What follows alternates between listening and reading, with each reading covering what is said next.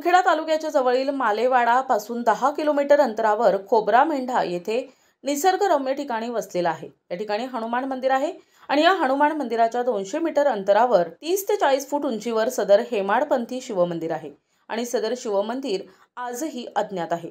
फक्त आजूबाजूच्या गावातील लोकांना या मंदिराविषयी माहिती आहे।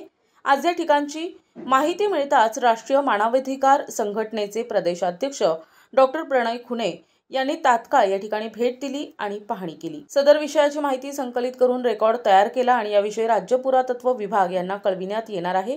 तसेच जिल्हाधिकारी गडचिरोली यांना सुद्धा याविषयी माहिती देण्यात येणार आहे। सदर मंदिर अतिशय प्राचीन आहे आणि येथील कोरीव काम आणि इतर कार्य अतिशय सुंदर आहे, परंतु सदर मंदिर हे शेवटची घटका मोजत आहे। या ठिकाणी आजूबाजूच्या गावातील नागरिक भाविक भक्त दर्शन घेण्यासाठी नेहमी येत असतात, परंतु या ठिकाणी सोयी सुविधा नसल्याने पिण्याच्या पाण्याची सुद्धा सोय नाही, त्यामुळे सदर ठिकाणी पर्यटक अथवा भाविक भक्त येत नाही।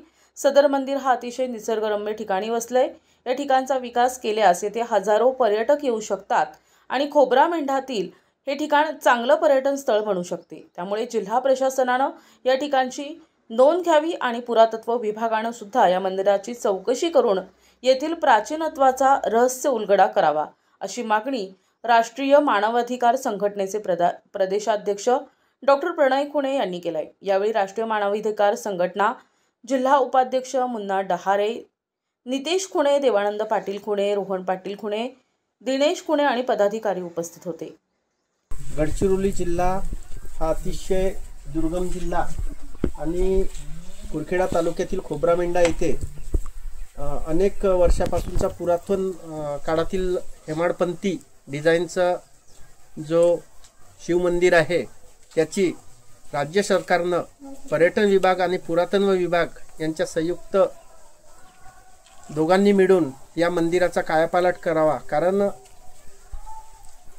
अनेक दिवसापासून हे मंदिर आहे, अनेक भाविक येतात, परंतु अर्धवट मंदिर आहे। तर त्या राज्य शासनाला आणि केंद्र शासनाला माझी विनंती आहे की सदर क्षेत्राला पर्यटन, खोब्रा मेंढा हे पर्यटन स्थळ आहे, परंतु खोब्रा मेंढ्याला लागून 200 मीटरवरती हनुमान मंदिराच्या साईडला लागून असलेल्या हेमाडपंथी शिव मंदिराची राज्य शासनाने दखल घ्यावी आणि तात्काळ या मंदिराचं बांधकाम चालू करावे। प्रतिनिधी भास्कर फरकडे, NTV न्यूज मराठी, गडचिरोली।